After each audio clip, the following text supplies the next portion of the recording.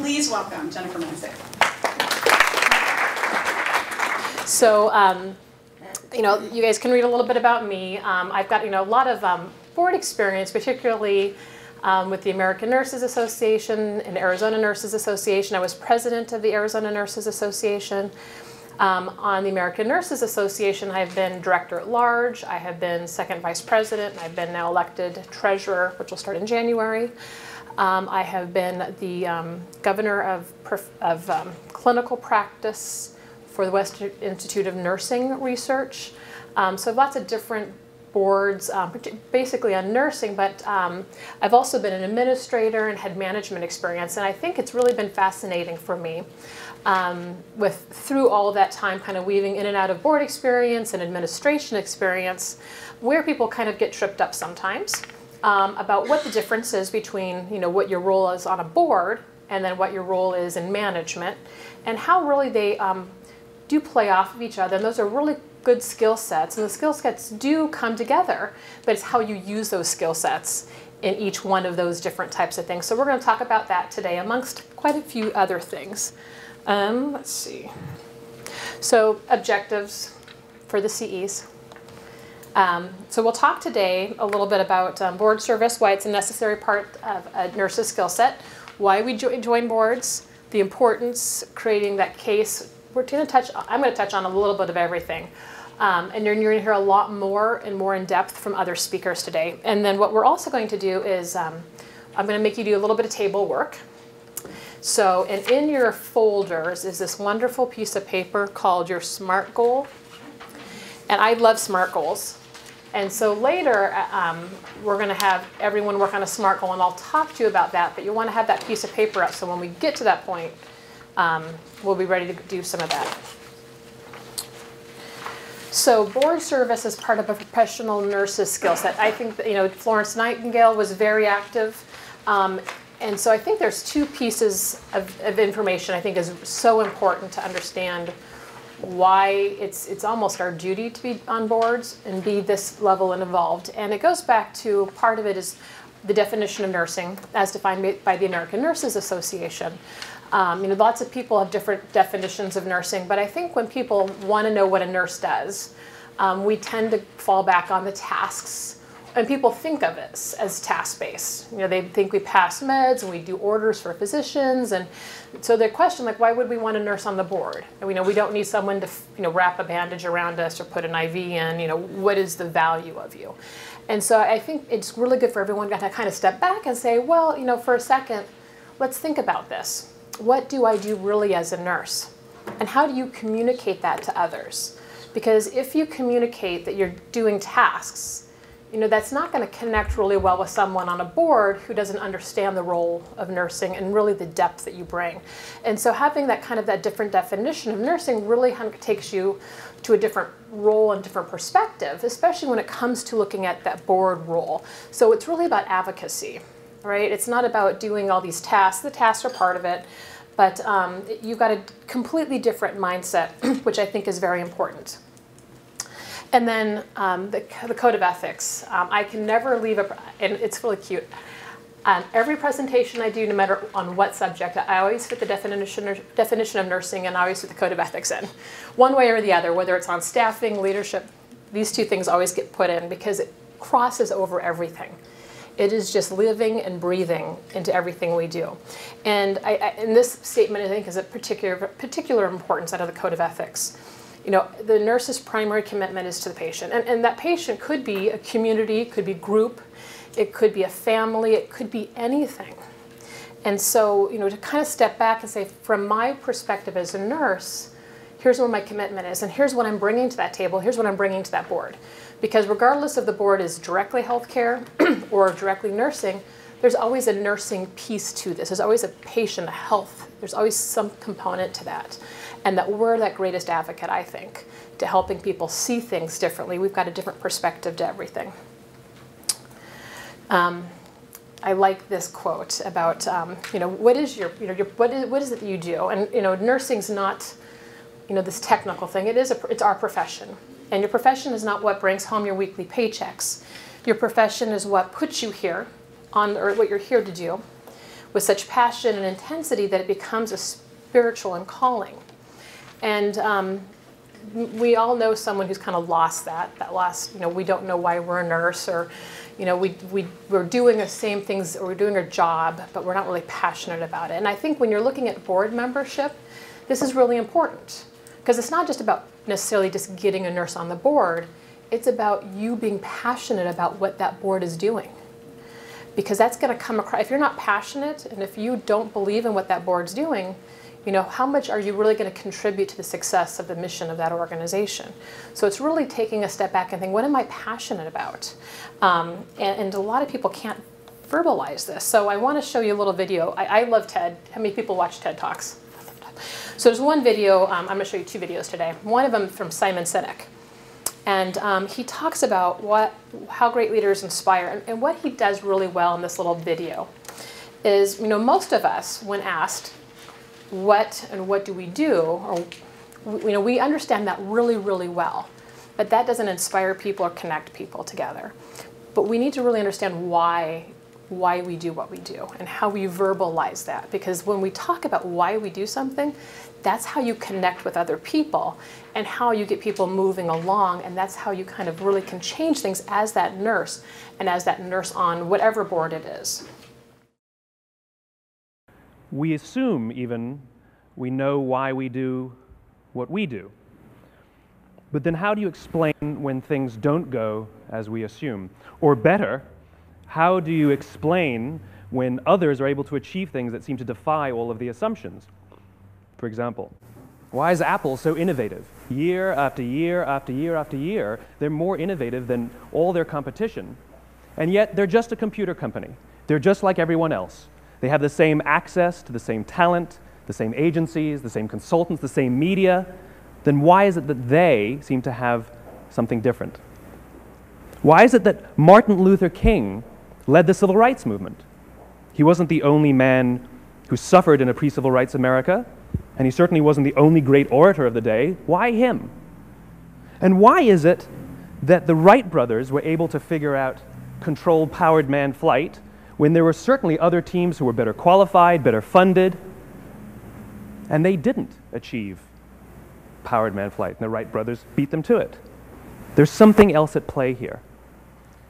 About 3.5 years ago, I made a discovery, and this discovery profoundly changed my view on how I thought the world worked, and it even profoundly changed the way in which I operate in it.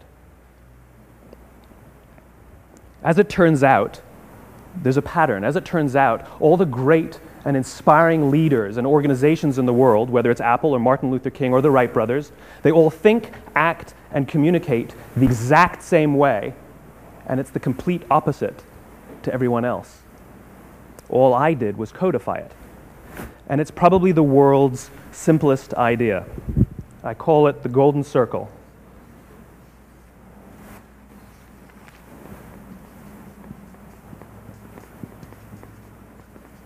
Why, how, what? This little idea explains why some organizations and some leaders are able to inspire where others aren't. Let me define the terms really quickly. Every single person, every single organization on the planet knows what they do, 100%. Some know how they do it, whether you call it your differentiating value proposition or your proprietary process or your USP. But very, very few people or organizations know why they do what they do. And by why, I don't mean to make a profit. That's a result. It's always a result. By why, I mean what's your purpose? What's your cause? What's your belief?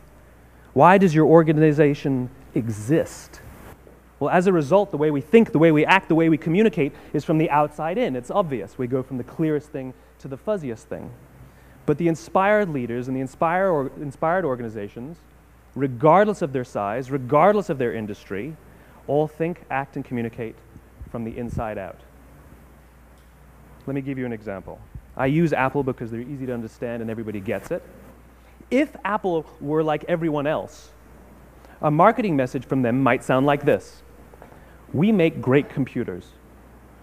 They're beautifully designed, simple to use, and user-friendly. Want to buy one? Meh. And that's how most of us communicate. That's how most marketing is done, that's how most sales is done, and that's how most of us communicate interpersonally. We say what we do, we say how we're different or how we're better, and we expect some sort of behavior, a purchase, a vote, something like that. Here's our new law firm. We have the best lawyers with the biggest clients. We have, we always perform for our clients, do business with us. Here's our new car. It gets great gas mileage. It has, leather seats. Buy our car. But it's uninspiring. Here's how Apple actually communicates. Everything we do, we believe in challenging the status quo. We believe in thinking differently. The way we challenge the status quo is by making our products beautifully designed, simple to use, and user-friendly. We just happen to make great computers. Want to buy one? Totally different, right? You're ready to buy a computer from me. All I did was reverse the order of the information. People don't buy what you do, people buy why you do it. People don't buy what you do, they buy why you do it. This explains why every single person in this room is perfectly comfortable buying a computer from Apple. But we're also perfectly comfortable buying an MP3 player from Apple, or a phone from Apple, or a DVR from Apple. But as I said before, Apple's just a computer company. There's nothing that distinguishes them structurally from any of their competitors. Their competitors are all equally qualified to make all of these products. In fact, they tried. A few years ago, Gateway came out with flat-screen TVs. They're eminently qualified to make flat-screen TVs. They've been making flat-screen monitors for years. Nobody bought one. Dell came out with MP3 players and PDAs. And they make great quality products, and they can make perfectly well-designed products. And nobody bought one. In fact, talking about it now, we can't even imagine buying an MP3 player from Dell. Why would you buy an MP3 player from a computer company? But we do it every day. People don't buy what you do, they buy why you do it. The goal is not to do business with everybody who needs what you have. The goal is to do business with people who believe what you believe. Here's the best part. None of what I'm telling you is my opinion. It's all grounded in the tenets of biology. Not psychology, biology. If you look at a cross-section of the human brain, looking from the top down, what you see is the human brain is actually broken into three major components that correlate perfectly with the golden circle. Our newest brain, our Homo sapien brain, our neocortex, corresponds with the what level. The neocortex is responsible for all of our rational and analytical thought and language. The middle two sections make up our limbic brains, and our limbic brains are responsible for all of our feelings, like trust and loyalty. It's also responsible for all human behavior, all decision-making, and it has no capacity for language. In other words, when we communicate from the outside in, yes, people can understand vast amounts of complicated information like features and benefits and facts and figures. It just doesn't drive behavior. When we communicate from the inside out, we're talking directly to the part of the brain that controls behavior, and then we allow people to rationalize it with the tangible things we say and do. This is where gut decisions come from. Sometimes you can give somebody all the facts and your figures, and they say, I know what all the facts and details say, but it just doesn't feel right. Why would we use that verb? It doesn't feel right. Because the part of the brain that controls decision-making doesn't control language. And the best we can muster up is, I don't know, it just doesn't feel right. Or sometimes you say you're leading with your heart or you're leading with your soul. Well, I hate to break it to you, those aren't other body parts controlling your behavior. It's all happening here in your limbic brain, the part of the brain that controls decision-making and not language. But if you don't know why you do what you do, and people respond to why you do what you do, then how will you ever get people to vote for you or buy something from you, or more importantly, be loyal and want to be a part of what it is that you do? Again, the goal is not just to sell people who need what you have. The goal is to sell to people who believe what you believe. The goal is not just to hire people who need a job. It's to hire people who believe what you believe. I always say that, if you hire people just because they can do a job, they'll work for your money. But if you hire people who believe what you believe, they work for you with blood and sweat and tears. And nowhere else is there a better example of this than with the Wright brothers. Most people don't know about Samuel Pierpont Langley. And back in the early 20th century, the pursuit of powered man flight was like the dot-com of the day. Everybody was trying it. And Samuel Pierpont Langley had what we assume to be the recipe for success. I mean, even now, you ask people, why did your product or why did your company fail? And people always give you the same permutation of the same three things. undercapitalized, the wrong people, bad market conditions. It's always the same three things. So let's explore that. Samuel Pierpont Langley was given $50,000 by the War Department to figure out this flying machine. Money was no problem. He held a seat at Harvard and worked at the Smithsonian and was extremely well connected. He knew all the big minds of the day. He hired the best minds money could find, and the market conditions were fantastic. The New York Times followed him around everywhere, and everyone was rooting for Langley. And how come we've never heard of Samuel Pierpont Langley? A few hundred miles away in Dayton, Ohio, Orville and Wilbur Wright. They had none of what we consider to be the recipe for success. They had no money. They paid for their dream with the proceeds from their bicycle shop. Not a single person on the Wright brothers' team had a college education, not even Orville or Wilbur. And the New York Times followed them around nowhere. The difference was Orville and Wilbur were driven by a cause, by a purpose, by a belief. They believed that if they could figure out this flying machine, it'll change the course of the world. Samuel Pierpont Langley was different. He wanted to be rich and he wanted to be famous. He was in pursuit of the result. He was in pursuit of the riches. And lo and behold, look what happened. The people who believed in the Wright brothers' dream worked with them with blood and sweat and tears. The others just worked for the paycheck. And they tell stories of how every time the Wright brothers went out, they would have to take 5 sets of parts because that's how many times they would crash before they came in for supper. And eventually, on December 17th, 1903, the Wright brothers took flight. And no one was there to even experience it. We found out about it a few days later. And further proof that Langley was motivated by the wrong thing, the day the Wright brothers took flight, he quit. He could have said, "That's an amazing discovery, guys. Now we'll improve upon your technology." But he didn't. He wasn't first. He didn't get rich. He didn't get famous. So he quit. People don't buy what you do, they buy why you do it. And if you talk about what you believe, you will attract those who believe what you believe. Well, why is it important to attract those who believe what you believe? Something called the law of diffusion of innovation. And if you don't know the law, you definitely know the terminology.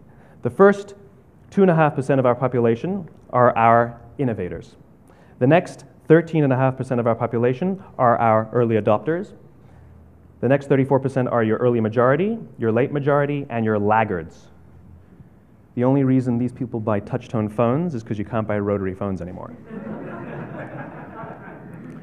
We all sit at various places at various times on the scale, but what the law of diffusion of innovation tells us is that if you want mass market success or mass market acceptance of an idea, you cannot have it until you achieve this tipping point between 15 and 18% market penetration, and then the system tips.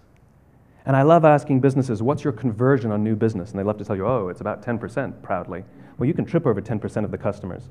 We all have about 10% who just get it. That's how we describe them, right? That's like that gut feeling, oh, they just get it. The problem is, how do you find the ones that just get it before you're doing business with them versus the ones who don't get it? So it's this here, this little gap, that you have to close, as Geoffrey Moore calls it, crossing the chasm. Because you see, the early majority will not try something until someone else has tried it first. And these guys, the innovators and the early adopters, they're comfortable making those gut decisions. They're more comfortable making those intuitive decisions that are driven by what they believe about the world and not just what product is available. These are the people who stood online for 6 hours to buy an iPhone when they first came out, when you could have just walked into the store the next week and bought one off the shelf. These are the people who spent $40,000 on flat-screen TVs when they first came out, even though the technology was substandard. And by the way, they didn't do it because the technology was so great. They did it for themselves. It's because they wanted to be first. People don't buy what you do, they buy why you do it. And what you do simply proves what you believe. In fact, people will do the things that prove what they believe. The reason that person bought the iPhone in the first 6 hours, or stood in line for 6 hours, was because of what they believed about the world and how they wanted everybody to see them. They were first. People don't buy what you do, they buy why you do it.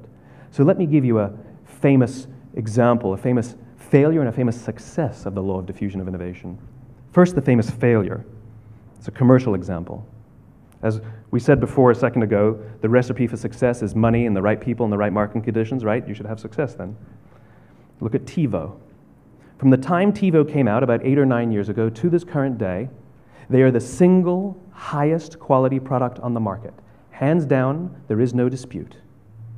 They were extremely well funded. Market conditions were fantastic. I mean, we use TiVo as a verb. I TiVo stuff on my piece of junk Time Warner DVR all the time.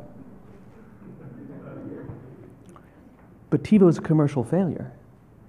They've never made money. And when they went IPO, their stock was at about $30 or $40 and then plummeted, and it's never traded above 10. In fact, I don't think it's even traded above 6, except for a couple of little spikes. Because you see, when TiVo launched their product, they told us all what they had. They said, we have a product that pauses live TV, skips commercials, rewinds live TV, and memorizes your viewing habits without you even asking.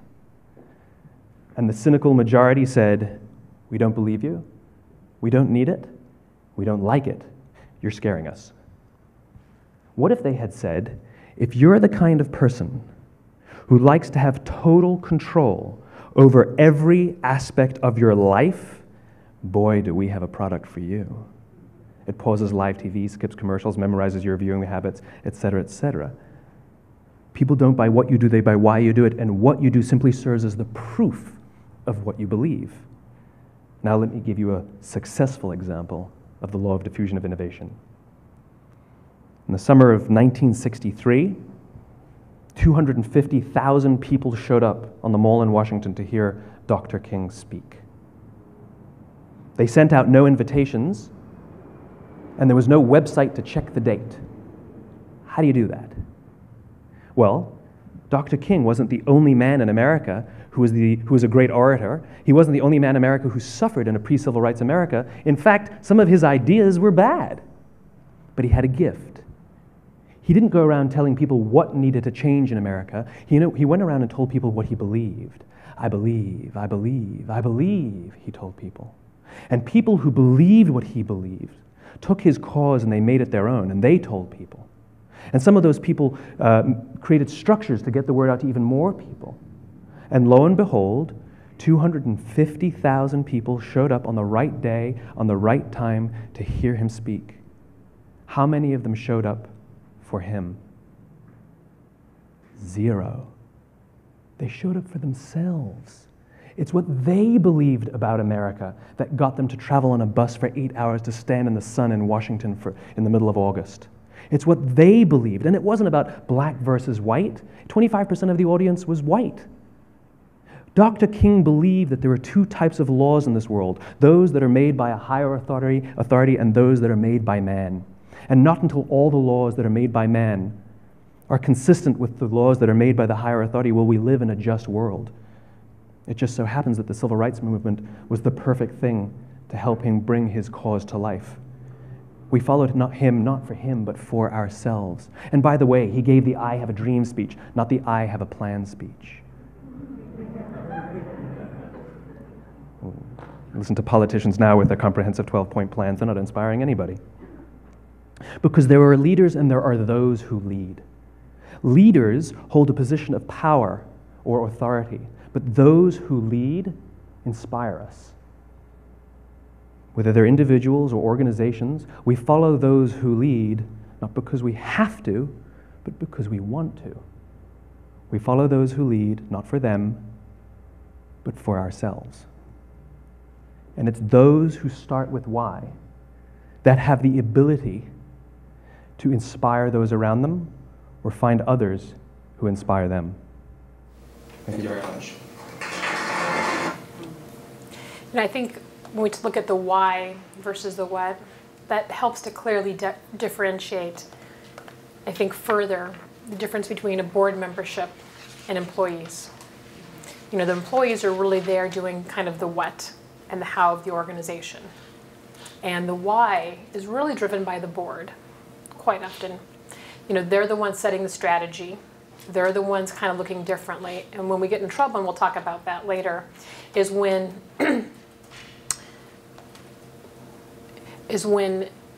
either the board gets into operations and starts micromanaging the how and the why, or the employees start moving the other direction. And so when we talk about the difference in, when we talk about the three kind of the skills later in leadership that have really good applicability to board service, I'll talk about some of the issues I've seen on some of those failures and when people get into those board positions on how that can go downhill. So part of it also is looking at where we're at on several different levels. And when we look at the value of nursing, you know, what's going on nationally, professionally, and personally, because a lot of times there's so much going on in our worlds at the individual and at the work level that we don't really understand what's going on nationally and how that plays into everything else that we're doing.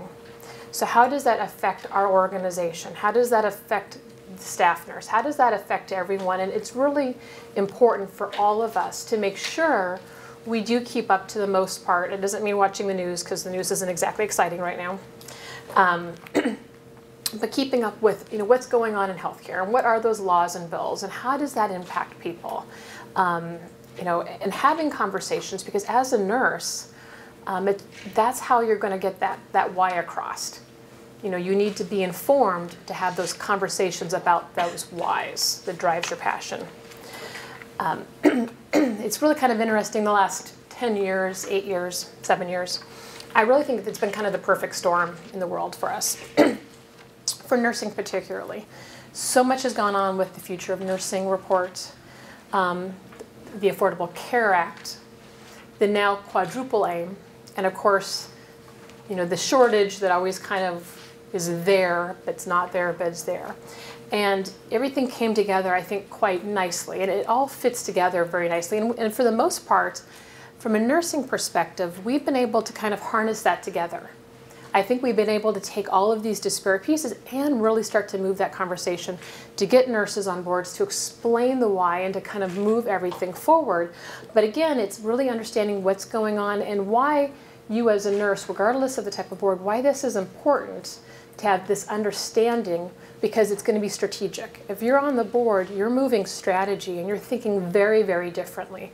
I know a lot of people, want to get on boards because they think they couldn't maybe make a difference as a manager or a staff nurse, so that if I'm on a board, I can make this change. That's not what you're supposed to be doing. That's not the direction you're supposed to go. So again, it's that why. And then from that why, how do you drive strategically the organization as opposed to driving the organization's operations? So understanding that why is so important. Like we heard earlier, and we'll hear again, the IOM report, it's really about getting nurses on as full partners in leadership. And we'll have a little bit maybe slightly different statistics about nurses on boards, but part of the reason I think we also have less nurses on boards is it's a gender thing as well.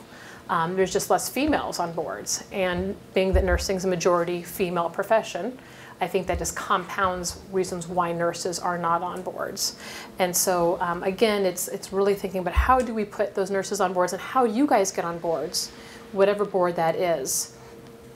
The Affordable Care Act, there's so much going on right now, and I think we've done really well to mobilize currently with everything that's going on. I'll talk about the other replacement plans. But it's one of those things when you're on the boards, it's why are we doing what we're doing? It's understanding the definition of nursing and your role as an advocate for the group and the community. But it's also knowing that, as a nurse, you do have to, and we'll talk about this, be that interprofessional and look at the whole perspective of the world. A lot of people get into, well, we just need more money. And right now the argument is in this country, it's about spending. And of course, unfortunately, we're seeing this knee jerk that we're going to need to cut, and cut services because we're spending too much money, but how do we utilize things better? And this is a graph actually out of one of my books. This is GDP, which is gross domestic product, as opposed to government spending. And so you can see the amount of dollars we're spending. And so if this is the amount of dollars we're spending, the tall blue is healthcare, orange is defense, and gray is education in this country. So we're at 18 to 20% GDP for healthcare, and we're about between about 4%-ish for defense spending and 4% for education as a whole. And this only totals 100%. We can, unless we want to spend more money, which we have been doing in the country, but that's a big difference. So when the conversation can't be we need necessarily more money, how do we do things differently? And so, I'll continue to talk about how do you as a nurse also help to be innovative and bring your perspective of the system forward and look at things differently. Because again, that conversation can't be we need to spend more money.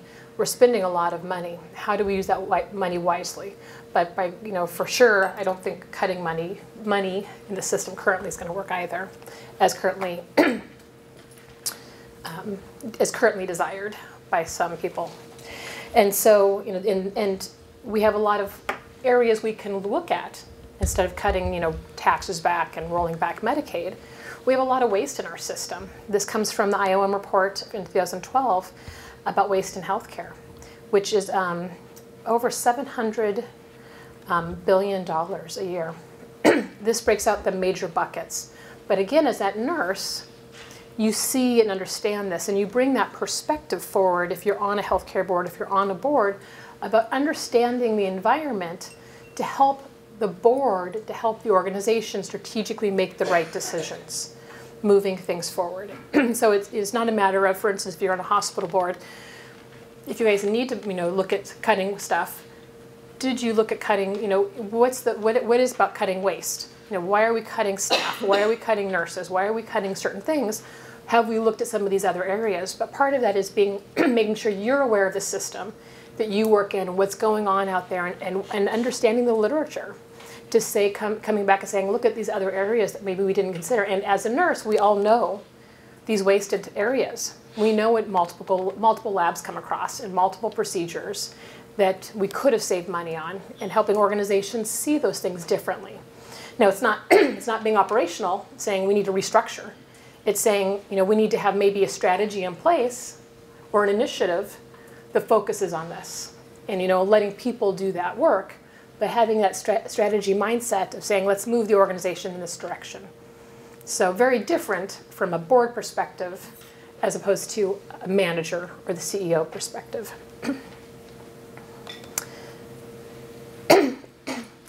And then, of course, there's the PPACA and the complication. And I think so many times, a lot of nurses, that 2,000-page bill, most nurses didn't read it, and people got overwhelmed with it.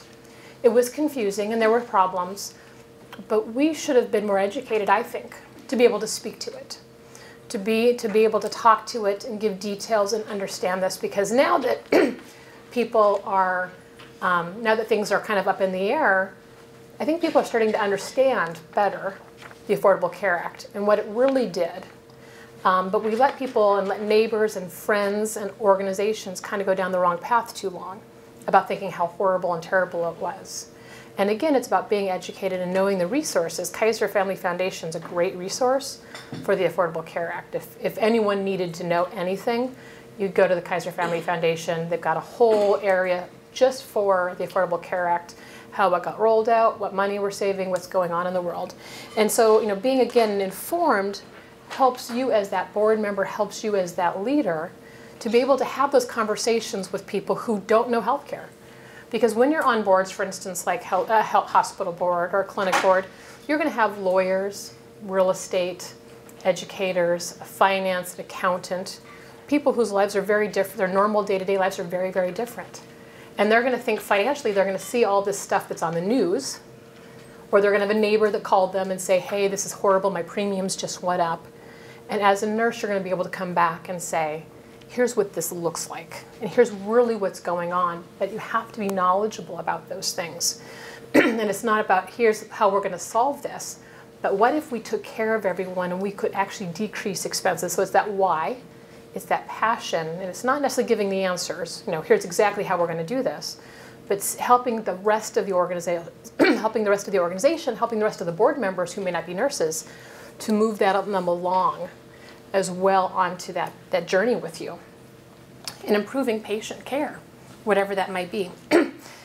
This was, at the time, this was what the House of Representatives had passed, the American Health Care Act. And I would have put down the new one, the Better Health Care Act, but like John McCain said, only the Russians had probably seen it at the time. And so I didn't have access to it. Thank to talk about that, but it's equally, well, equally if not more destructive than this one.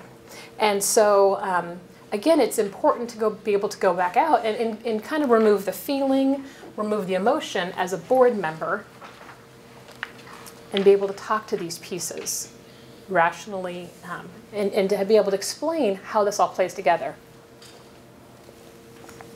Because again, as a board member, your strategy, you're really thinking big picture, how the organization plays in all of this.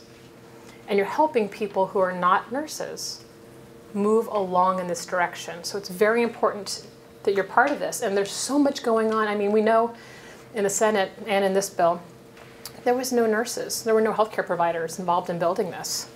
And we have what we have in front of us. Now, the ACA, we had the American Nurses Association involved. We had the American Medical Association involved. We had the right people involved in building that. So it's really important, to be on those boards, to be on those committees, to help make an impact when things come out. So we know what happens when the wrong people are making decisions.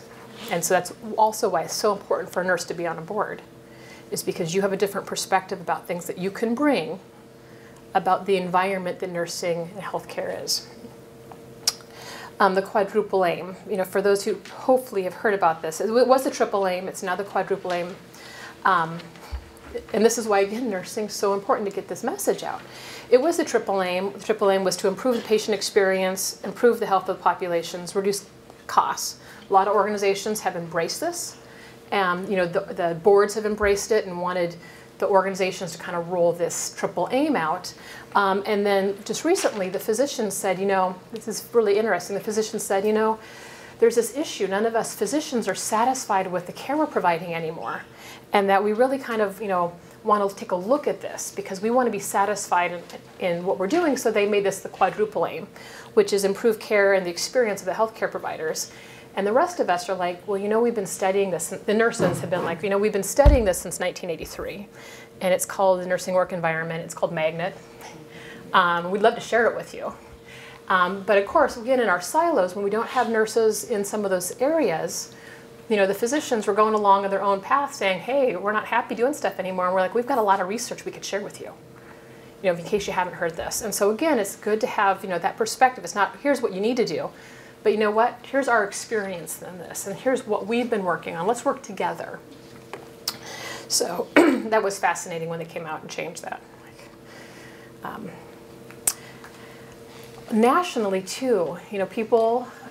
This has been a tough one, I think, for a lot of nurses, particularly because we've been so acute care focused. Now we know we want preventative care, and we know we want more care out of the hospital. But what that means is a complete shift in the workforce. That means we are going to have nurses, so I was at an AONE presentation a couple of years ago where the Department of Health and Human Services actually stated they believed that less than 10% of nurses will work in hospitals in the next couple of decades. So what does that look like?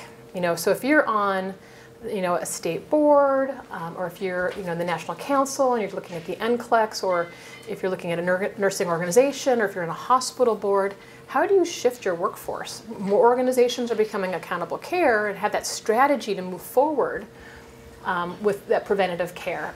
But there's strategy involved on changing your workforce and moving things forward and managing that money. And from a nursing perspective, it's important to understand those trends. So if we want affordable care, we're going to move and do things more preventatively. How do we get into those places where we can help organizations to see strategically how they shift the workforce? We don't want to lay people off, right? We don't want to, stop hiring nurses, but how do we change things and help people see what can be done? So again, it's that strategy at a very different level, helping an organization plan 10 years from now. That says, right now, yes, I know maybe the units are short-staffed, or something else is going on, but strategically in 5 years, what does our nursing workforce need to look like in this organization? Or maybe you're a community organization, you're a community clinic, and looking at this trends, and you're like, in 10 years, what does that look like, and how are we planning for this workforce change in our organization? And so strategically, being that board member to bring these questions up, to say, as an organization, operationally, what are you doing to prepare for these shifts in our healthcare change? And so wanting to really bring up good questions to managers and management and the executives of your organizations about these trends and what are you doing? Because you know as a nurse what this means for care. So what are we doing to prepare for some of those changes? So another interesting thing was they also said, I don't think it's on any of these slides, that in less than 10 years, there'll only be 25 health systems in the United States because of all the mergers. Everyone's merging, everyone's kind of becoming a system. And so, what's that look like from a board perspective? Who's directing things from that perspective? And how does what gets lost in all of that? And what kind of control do people have when things merge like that? So that's something also to consider, is the trends we have in healthcare related to that, and everyone's kind of moving together. So, of course, we were already actually down from an acute care perspective. We used to be at 60% RNs, now we're down to 50%. When you look at the BLS projections, we already see more and more people, this is the new job industry. So, this is a point where we see change, where maybe a lot of nurses weren't on the boards. Assisted livings, residential care facilities or groups, home cares. And so as these organizations are growing, these are organizations to think about too. To say, how do we get on board so as those organizations are growing in our communities, we can help strategically direct where they're going in 10 years or 5 years. Because they're going to get there anyway. And it would be nice if there was a nurse on the boards to say, here's what this looks like, here's what's going on, here's why you should have more nurses doing things. So if they don't have nurses on some of these boards, they're going to grow and build and make their decisions. But it's nice to have that nursing perspective, again, that advocacy for the patient care. So everyone's shifting and changing. Where are we at in all these pieces? So it's not necessarily enough to be a member of an organization, which is great, but it's also that personal commitment for us to be in all of these places. One out of every 100 people are nurses, right? So if we were all just doing some little thing, I think our reach is so wonderful. We would make some serious change in all these areas. And globally too, when we're writing for The Power of 10 and looking at the influence of nursing, what struck me, and I think I knew it, but it struck me more, was when someone from the ICN said, the rest of the world's nurses look up to you in the United States. They look up to what you do, and they look to you for innovation and for leadership. And so even though our politics might be different or things are different, they really look for us to understand how we're getting involved in our communities so that they can do some of those same things where they're at. And so it's really important to understand too that we're not also being leaders in our own communities, but the rest of the world looks at you guys and says, what are those nurses in the United States doing? And how can we move forward and be like them? I think that was very impactful. Of course, I went the wrong way. And I think also that missing piece for us is diversity. Now, this is important, for boards, because it typically tends to be white, typically tends to be male. We're getting more females on boards, but this has a lot of impact for us because our cultures, our cities and our communities are becoming more diversified. Nursing's slowly becoming more diversified. But how are we intentional about getting our boards more diverse? How do we get other people involved in nursing? How do we get other people on there that don't look like us? And so, making that also kind of one of those pieces to you in your day-to-day, in your organizations, of how you become diverse. And it's kind of fascinating. This is a slide off of a HRSA report that anyone could look up. The blue bar, of course, is white. And the first column is the census of RNs. And then the second one is the census of RNs in 2010. And then the last column is the actual population. And you can, of course, see that white was 75% of nurses, but 66% of the population. Black African American was 9% of nurses, 11% of the population. Hispanic, this is an area where we need to really focus on, is 4% of nurses, but 14% of the population. And so really looking at being really on more diverse in our own profession, but bringing the diversity on the boards and helping boards understand why they need to be more diverse as well.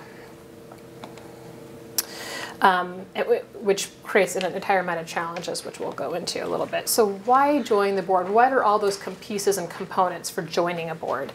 You might have, you want to be an advocate. We have this collective wisdom from a nursing perspective. You might be able to have opportunity to mentor and to guide other people. It's a legacy piece for you. You're like, okay, now I've been a nurse for 30 or 40 years, what do I do now? And what's my next step in my next role? You might want to make a global impact. You just want to participate in something other than yourself. And it's just your own connections. It's connecting with other people. So globally, looking at shortage of nurse leaders, 50% of nurse leaders are going to retire in the next 15 years. And so I know a lot of those nurse leaders are thinking, what do I do next? Some want to still become active. This is a great spot for them too, to look at being on boards. If you don't want to just completely retire, what are the options for you to continue to use your professional knowledge going forward after retirement? Not to say, and younger nurses need to be on boards as well, but to say, how do we continue to utilize all knowledge and wisdom that we have? We know we've got pay disparities in nursing between genders, so we've got just a lot of different issues related to lean in, and it goes back to that male, female, gender stuff. There's different statistics out there, but the last one I saw was less than 5% of board members are nurses in healthcare boards. And so that's pretty sad when nurses make up the largest amount of healthcare workers in any organization. And yet in healthcare boards, most people don't understand why they would even want a nurse on the healthcare board. But then again, it goes back to advocacy, understanding why you are doing what you're doing and be able to communicate that strategically at a very different level and letting people see the value of you on your board, on their board. And then of course generationally, and there'll be some talk on there, and younger nurses sometimes I hear don't want to be involved in boards and involved in different things. And so we got to figure things out a little bit differently, right? We got lots of different generations involved. We have the new Generation Z coming up. They're in high school. And the interesting thing about this group of people, I think, generational, I love looking at generations and the generational impact. And I think every generation is unique. But if you want to know who Generation Z is, they're the silent generation. There are 4 repeating stereotypes or archetypes of generations, according to Strauss and Howe, who have done research for like 30 years on generations. And they've actually mapped out 400 years of 4 generations repeating backwards. It's really fascinating work. And if you want to know what this type of group of individuals are that are coming up, they're the silent generation. So that's who is going to come back up through nursing again, is the group that is, not really with us anymore. So that'll be a kind of a fascinating approach to understanding and planning, who's in the generation. So if you want to read something really interesting, Strauss and Howe, The Fourth Turning is one of those interesting books. So it so much so that like the silent generation went through the Depression, Generation Z went through the Great Recession.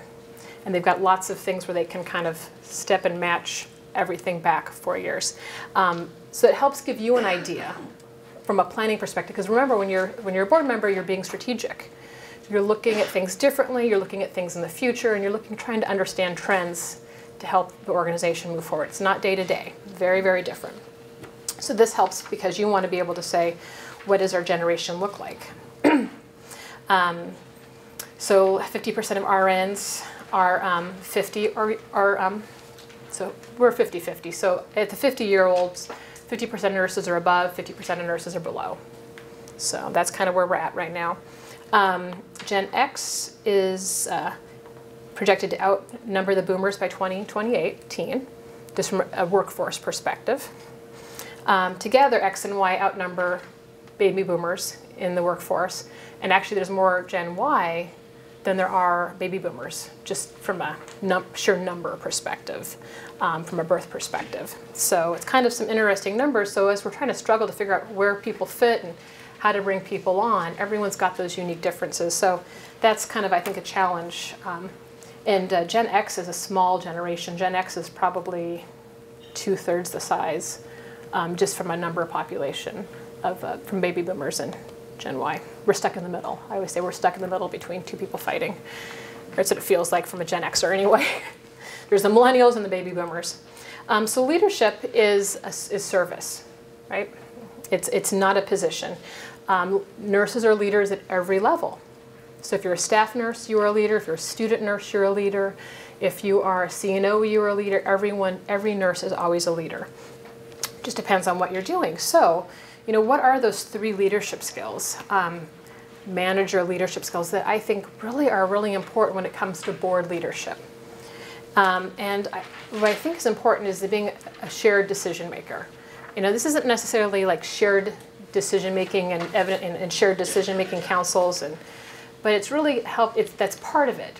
But it's understanding shared decision making. It's not necessarily, this is my experience, I'm here on the board to make this change, we're going to do this, but really looking at the whole and working with others in that group, because you're going to be on boards with very diverse backgrounds that know absolutely nothing.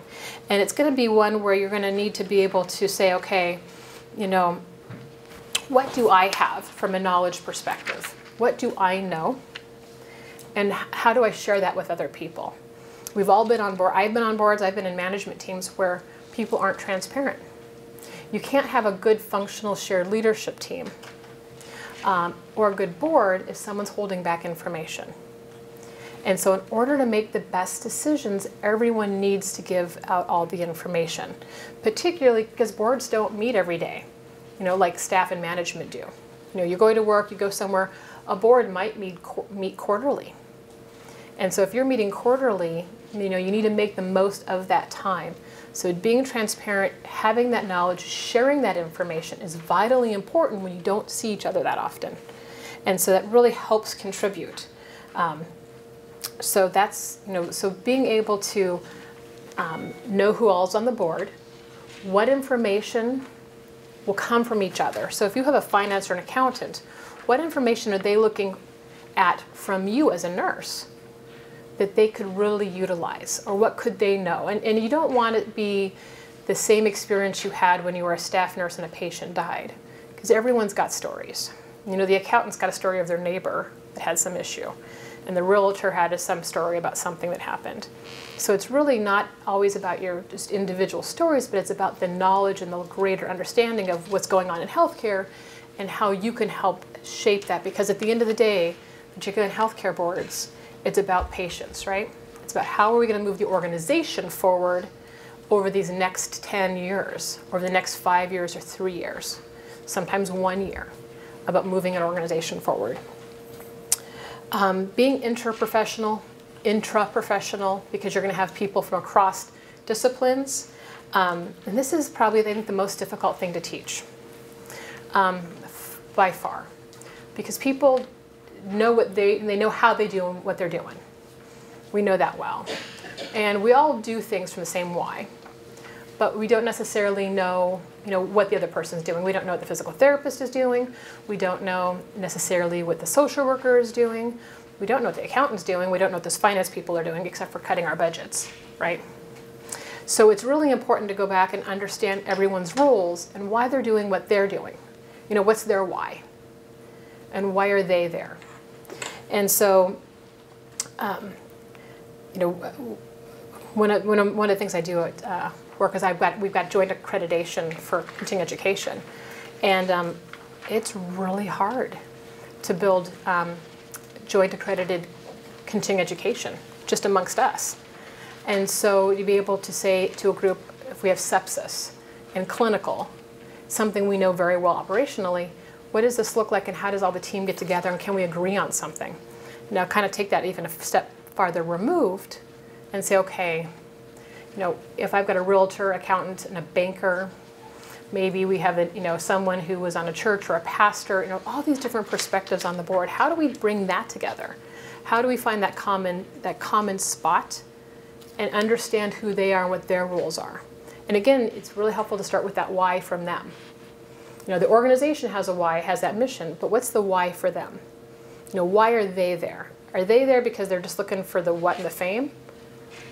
They're going to serve differently. Hopefully they weren't chosen because they only were looking for the what, but why were they there? What's their why and what's their passion?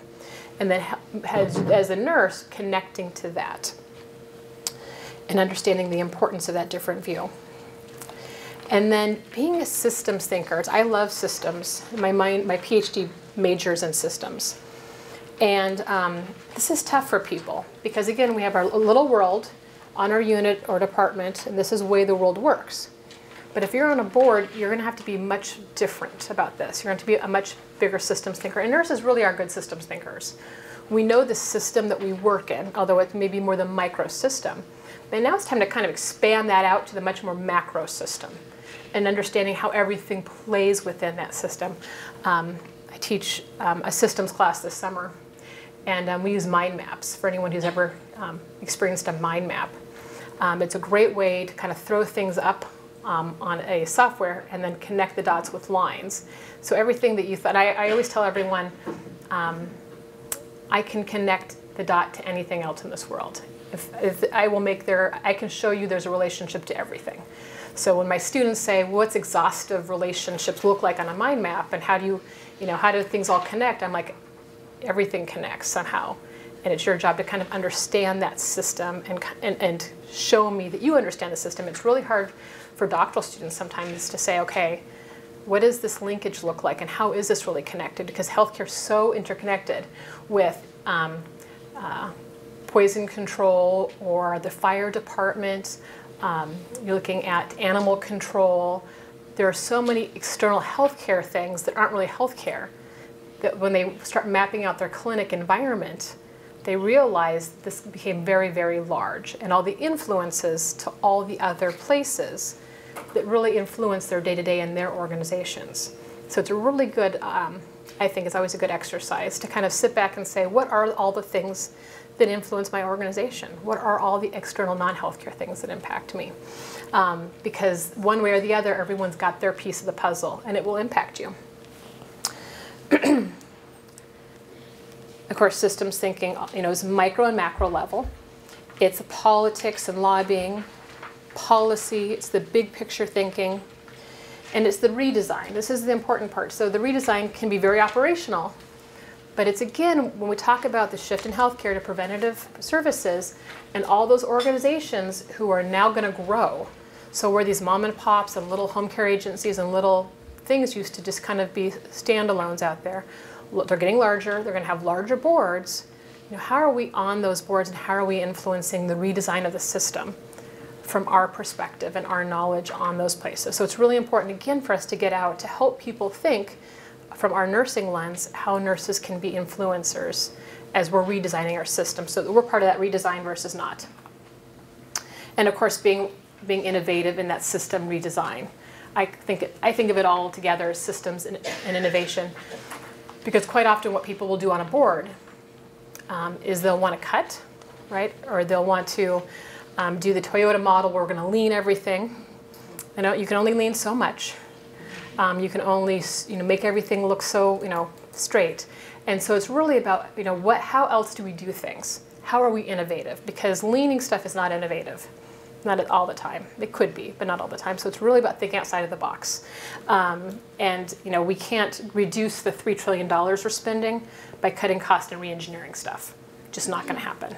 So again, it's about nurses being innovative in that system perspective with that thinking cap on very, very differently. Rethinking models of care, which is tough for nurses because we believe what we think we should be doing, which might need to be different. I was talking to United Healthcare Group, the insurance company. I had someone from their Center of Nursing Excellence I was speaking to with a month ago, and they believe firmly that the term case manager won't even exist in a couple of years.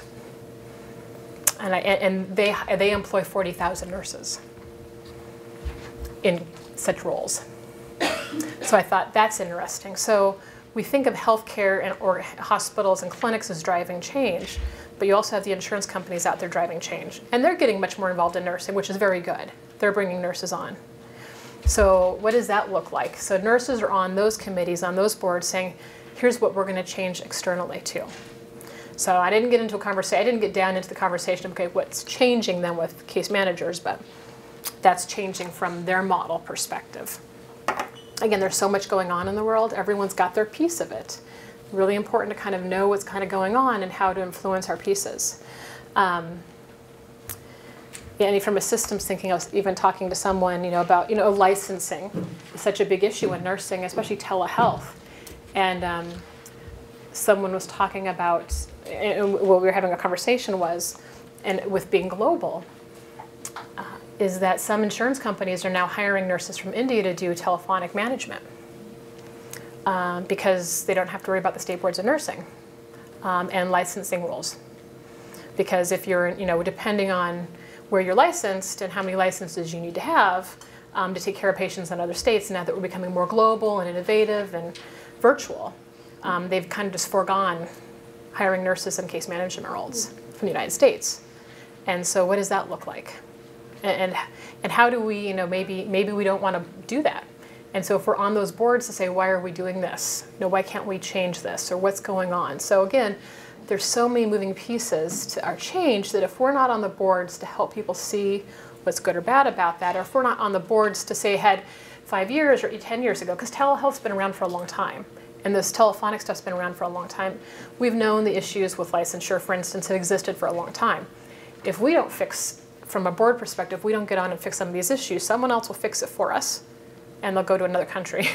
They'll go to India and bring nurses in overseas. So that goes to anything. If we're not on boards helping making decisions, we don't have a voice.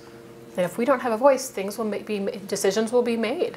And if we can't agree as a group, we might be very disparate, have different opinions of things. But if we can't come together and make a decision for the good of the people, good of the patients, someone else is going to go do it for us. Because there are businesses out there who, rely on, doing telephonic visits. And if we can't figure it out, someone else will figure it out for us. So the importance of having nurses on boards and how to make a case, and you're going to hear more about this, but usually when people are looking for boards, there are board rules, and they have specific pieces. So they look at the whole board together, and a role might come up that's empty, and like, who's on the board already? What skill sets do we have? And so they might have a very specific list of skill sets that says this is the type of person, type of skills we want. It won't be necessarily that we need a nurse, but it's the skill sets. And nurses have a lot of these skill sets. So I think a lot of times if it doesn't say nurse required, we kind of shy back from it. But you need to think of what are those skill sets that I have that match these things. They aren't running out saying we need a lawyer necessarily, or a banker or an accountant, but they do definitely need finance people. Nurses are viewed, one of the negative things when we talk about nurses on boards is boards view nurses negatively. They don't understand us very well. They think of us as the what. You're passing meds, you're doing, we know what you're doing, so what value are you bringing to us on the board? And so we need to be able to communicate that back. We need to communicate those whys back. Not just the whats, we need to communicate the why. It's not to them to understand that without us. Nurses are mostly women. Nurses are typically focused on operations. We get so operations laden. And I've been on boards where we've had nurses who will get stuck into operations. We'll kind of bring up their operational issues or problems, or we'll start micromanaging the CEO and their staff, and that's not the role. And so then you get put out as being the person who doesn't understand your role. So it's really important to understand your role. While it might be interprofessional and you need to be a systems thinker and be a shared decision maker, again, you're being strategic about what you're doing as opposed to being in operations. So you're not the one telling the CEO what exactly needs to be done, like we need more nurses on this shift, we need better care, or we need to decrease the turnover, or those are some of our goals for a couple of years, and how they do it is how they do it. But then you manage and watch those things. So moving from operations to strategy. And there is a good book, and I know we'll probably all talk about this book at least once or twice or 5 times. But it's education on the role, and this was written by Connie Kearns. And I believe actually she passed away before it was published. She passed away of cancer before it was published. And so they pulled it together, and she had very strong board background. She's a nurse, but has been on boards and very, very successful. And she wrote this to pull things together for others about how to do this. And I think we can talk to you about strategy and operations, and you'll hear all the different components, but this is definitely one thing, if you're really looking at how am I going to educate myself, this is one resource, is to read this book that she wrote. Came out 2016. Another way is to shadow a board member, any board member, really. It doesn't have to be on the board that you want to be on, but shadow any board member. Network with board members, networking. One of the issues, the reason why more women aren't CEOs, women aren't on boards more, is because we don't network a lot. It's very clear when you look at men and women networking, night and day difference. Men are several times more likely to network. They go golfing, and they go hang out together, and they go talk and do stuff, and that's their networking, and they're building connections. And so that's why we said at lunchtime, build connections, because someone might know something, might know someone. Or the speed dating this afternoon, that's how you connect with other people and network. And maybe today it doesn't fit, but a year from now you'll be like, aha, I remember this conversation I had with this person. Let me go back to this person and see what's going on. So it's about those connections. And women typically don't do that very well. And we need to be able to build that up. Brushing up on your presentation skills, confidence building exercises, governance training, governance resume, and that'll be gone over too. Most people don't have a governance resume, different than a job resume. And that's really important when you want to get yourself on the board. You need to have one of those. We're going to watch a quick little video, and this is important, this is the last video, about this wonderful man, and then we're going to lead into the table exercises for your SMART goal. So this man is absolutely a godsend. I have had the distinct blessing in my life to have worked on a bunch of amazing projects, but the coolest project I ever worked on was around this guy. This guy's name is Tempt. Tempt was one of the foremost graffiti artists in the 80s. And he came home from a run one day and said, "Dad, my legs are tingling." And that was the onset of ALS. So Tempt is now completely paralyzed. He only has use of his eyes. I was exposed to him and my company. I have a company that does design and animation, so obviously graffiti is definitely an intricate part of what we admire and respect in the art world. And so we decided that we were going to sponsor Tony and Tempt and his cause. So I went and met with his brother and father and said, we're going to give you this money. What are you going to do with it? And his brother said, I just want to be able to talk to Tony again. I just want to be able to communicate with him and him to be able to communicate with me. And I said, well, wait a second, isn't that, I've seen Stephen Hawking. Don't all paralyzed people have that ability to communicate via these devices? And he said, no, unless you're in the upper echelon and you've got really amazing insurance, you can't actually do that. That these devices aren't accessible to people. And I said, well, how do you actually communicate? And he said, we run it. Has everyone seen the movie The Diving Bell and the Butterfly? That's how they communicate. So run their finger along that. That's archaic. How can that be? So I showed up with the desire to just write a check. And instead, I wrote a check that I had no freaking idea how I was going to cash. I committed to his brother and his father right then and there. I'm like, all right, here's the deal. Tony's going to speak. We're going to get him a machine. And we're going to figure out a way for him to do his art again. Because it's a travesty that someone who still has all of that in them isn't able to communicate it. So I spoke at a conference a couple months after that. I met these guys called GRL, Graffiti Research Lab. And they have a technology that allows them to project the light on any surface and then with a laser pointer, draw on it, and it just registers the negative space. So they go around and do art installations like this. All the things that go up there, they said there's a life cycle. At first it starts with the sexual organs, then it starts with cuss words, then it was Bush, slanders, and then people actually got to art, but there was always a life cycle of presentations. So I went home and I was having dinner with my wife and was telling her about this, and we were like, well, wait a second. If we know that this technology exists where you can use your eyes to control things, why don't we figure out a way for Tempt to control a laser and he can do graph again? Well, that would be awesome. So that started the journey, and about 2 years later, or about a year later, after a bunch of organization and a bunch of kind of moving things around, we'd accomplished a couple things. One, we battered down the doors of the insurance companies, and we actually got Tempt a machine that let him communicate. A Stephen Hawking machine. Yeah. which was awesome. And he's seriously one of the funny, I call him Yoda, because you talk to the guy, you get an email from him, and you're like, I'm not worthy. This guy's so amazing. The other thing we did is we flew 7 programmers from all over the world, literally every corner of the world, into our house. My wife and kids and I moved to our back garage, and these hackers and programmers and conspiracy theorists and anarchists took over our house. A lot of our friends thought we were absolutely stupid to do that, and that we were going to, come back and all the pictures on the wall would be removed and graph on the walls. But for over 2 weeks, we programmed, we went to the Venice boardwalk, my kids got involved, my dog got involved, and we created this. This is called the iWriter, and you can see the description. This is a cheap pair of sunglasses that we bought at the Venice Beach boardwalk, some copper wire and some stuff from Home Depot and Radio Shack. We took a PS3 camera, hacked it open, mounted it to an LED light, and now there's a device that is free. You build this yourself. We publish the code for free. You download the software for free. And now we've created a device that has absolutely no limitation. There's no insurance company that can say no. There's no hospital that can say no. Anybody who's paralyzed now has access to actually draw or communicate using only their eyes.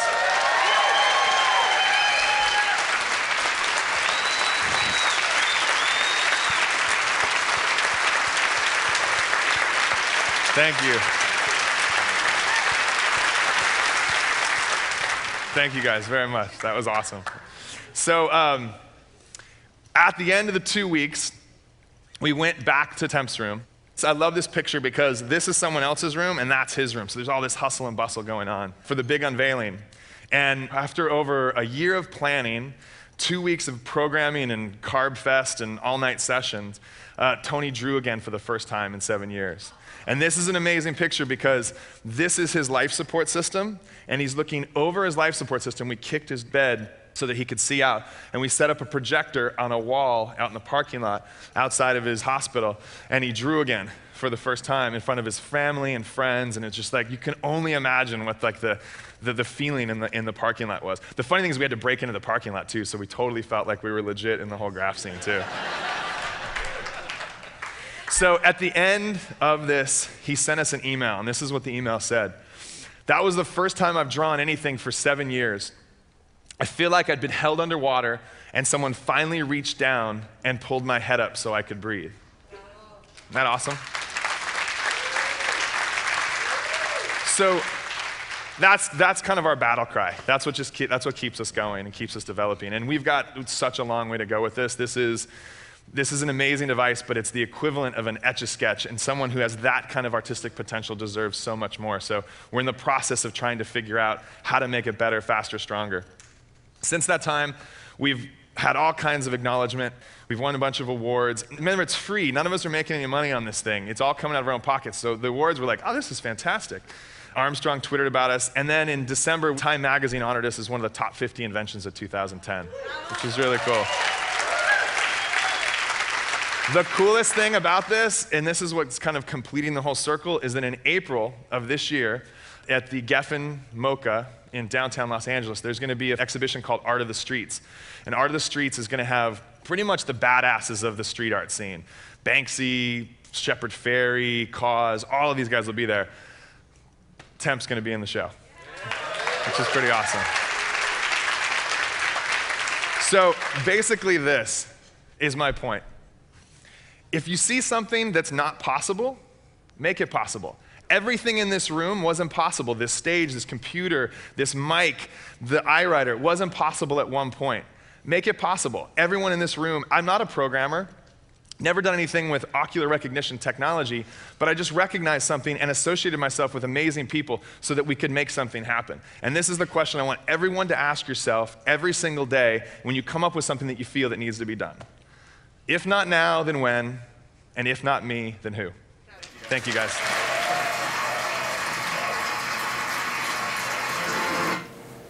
So I think that also demonstrates the why versus the what. You know, they weren't into the words, they were not making any money, but they knew why they wanted to do it. And again, he didn't have the skill set at all to do any of that. But the passion for what he was going to do for someone else is really what drove this. Since then, they have several other machines that they have done, and it's kind of funny because they've gone around the FDA on a few things, which we all appreciate highly.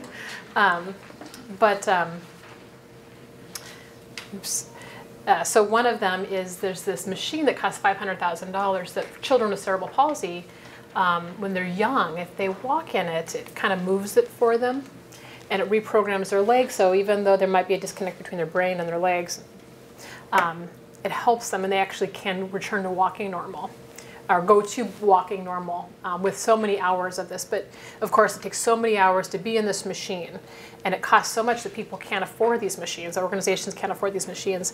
And so he looked at it, and they worked with a car company to create a machine that was like, I think only $50,000 as opposed to $500,000. Of course, everyone's like, you know, what about the FDA? And he's like, what about the FDA? You know, this is a virtual reality game machine. So what they did was they put a TV up there, and it turned into a game thing, and removed the medical components of it, so they didn't have to go through the FDA process. And so again, it was really, really awesome to watch him to have these conversations about, if you really want to get something done, you'll find a way. And he's like, again, you know, I didn't have the skill set, but I knew what, you know, I knew I wanted, there was a passion to change something. And together, we all changed it. So, and so he figured out who we needed to connect with and who we needed to be with to make those changes. And that's really a lot about boards, is how do we change and how do we get on? And of course, like he said, like both of them said, you know, people don't buy what you do, they buy what you do. They buy why you do it. And if not now, then when? And if not me, then who? So if you can't be on a board, who's going to be on the board instead? You know, we're all busy, we all have lives, so how do we then change that? So take out that smart sheet that you have in your folder. Go ahead. So you said something that was really interesting. You said that women aren't good at networking. And you said men are better at networking. Mm-hmm. What does that mean? Help me understand what it is that so we network in relationship to an exact problem, as opposed to you know, the lean-in literature. Harvard Business Review have a lot of articles on this, about the differences between men and women networking. Men will go out for no other reason, and they'll go to the bar, they'll go golf, and they're not necessarily talking about an issue, but they're building their network. They're talking to people they don't know. They're going out and having lunch with someone, you know, because there's something of interest, like they're on LinkedIn, for instance, and they're like, oh, this is an interesting person, I probably should get to know, and they network with them. And maybe that relationship doesn't mean anything now, but a year from now it does. And so they have got these much larger networks of people. It doesn't mean they work with them every day, because, you know, we do a good job of networking when getting together people and solving instant problems, but we don't have these large, vast networks that, you know, later kind of the quick pro quo, or, you know, hey, I know a buddy that can do this for me, that does that. We don't do that as well as men do, because we have a different focus on our, you know, we're more short-term, let's fix what's going on now. They have more strategy behind them, long-term connections. And those connections get them onto boards. They're like, hey, you know, I met this person, he's got this skill set, and we need this on a board, and hey, maybe we should go talk to him. And so, and not that women can't do that. I think a lot of women who are on boards have had that experience where they know somebody or connected, and that's how they got something. But we have a lot of room to be able to start building those networks the same, to go to lunch with people we don't know. It's kind of uncomfortable, or go to a conference and sit at tables with people we don't know and purposely try to connect and learn and take business cards and know. So, you're welcome. So let's take out that sheet, and what I want you to do, and this will be a rough draft because you're going to learn a lot more stuff over the period of the day, is I want you to specifically write a SMART goal. For those who don't know what a SMART goal is, it's a one sentence, but it turns into one sentence. But it's really about one goal that is measurable and specific for you, and this will be about how you're going to get on a board, or what you need to do to get onto a board. So usually when you write down a goal that's specific and measurable, you're more likely to do this, right? So I want everyone to spend like 10 minutes talking together at your table, thinking through what specifically do you need to work on, or what do you need to do to move yourself towards getting onto a board or being part of a board member, or whatever it is, education or networking or looking for a position or whatever it is, what do you need to do individually to move yourself forward on this journey? So it needs to be specific, it needs to be measurable. It can't just say, I'm going to go educate myself. What specifically are you educating on? What are you going to do? How are you going to do it? It needs to be attainable. It needs to be relevant, so it's connected to board membership, and it needs to be time sensitive. This isn't going to be when I have time, I'm going to do this, but 2 months from now, 1 year from now, I'm going to do this. And then so on that sheet, you can kind of jot down things as you're thinking through things and make one sentence out of it. So I'll give you like probably about 10 minutes at the table to do that and talk that through. And then I'll have a few people report out on what they think they're going to do for their action. And of course, this is a rough draft because you're going to hear more stuff through the day. So you might kind of tailor this and edit this as you're going along. So, okay. Then we got a little deeper into talking about just how to package ourselves or identify our skills, and we're looking forward to the resume, board resume information. Hopefully we'll get. And then we got we actually have board members here at the table, or a board member, and so she started talking about a board she's on that's not nursing. It's. No, I'm trying to be on that board. Oh, I thought you were already on. No, I'm Well, you talked as if you knew. That was very good. She's already visualized it. I think she'll be excellent. You're on this board and you're trying to get It's a farmer's market board, so you can see that she can promote health as a nurse. So it was really exciting. So that's kind of where we. Perfect. Good. Thank you. I was kind of being specific for me. A lot of the things that you said resonated. So I said I would promote myself. I would promote my positive attributes and successfully obtain a board position, but I didn't give a time frame yet. So that was good. You got all day to work on that time frame. That's right. Anyone? One last one. Anyone? Okay. We're at time anyway, but I'll leave you with this quote, and this is from Mary Wakefield, which is I like this quote. We don't have Florence Nightingale to share with us a vision of exactly what the solution might be to unburden us and the people for whom we care. Nevertheless, we know that in difficult times she exerted influence at both the bedside and the halls of statesmen to craft solutions to the problem of her day. Her footprints are there. Will our organizations, the work of each of us, follow them in the process and leave new footprints behind? I'll leave you with that.